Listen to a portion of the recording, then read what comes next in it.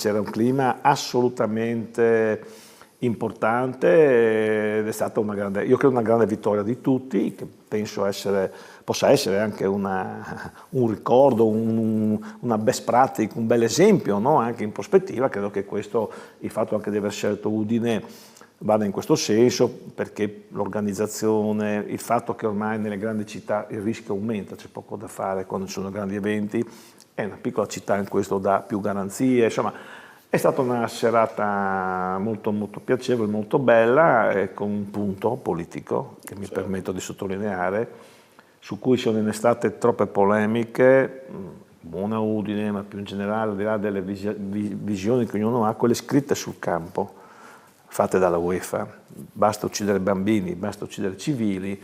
Un messaggio l'hanno dato anche a chi radicalizza questo tema, e quindi le partite che avremo a ottobre sarà da capire che contesto stiamo vivendo. Devo dire che i nostri commercianti in realtà hanno reagito molto bene, nel senso in maniera abbastanza pacifica rispetto a altre situazioni che avevo visto in giro per altri territori.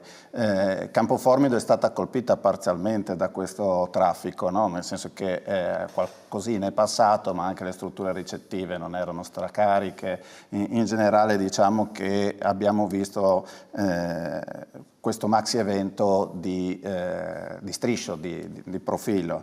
Devo dire che effettivamente, ne discutevamo prima, pensare di costruire tutta una serie di eventi, adesso stiamo parlando di sport, ma si può parlare anche di concerti, di iniziative che chiamino l'afflusso di persone, se fatto in maniera puntuale rischia di essere il maxi evento, se invece si inizia a pianificare, si inizia a fare qualcosa per il futuro, può essere interessante per tutto il territorio, in particolar modo per il Friuli Venezia Giulia.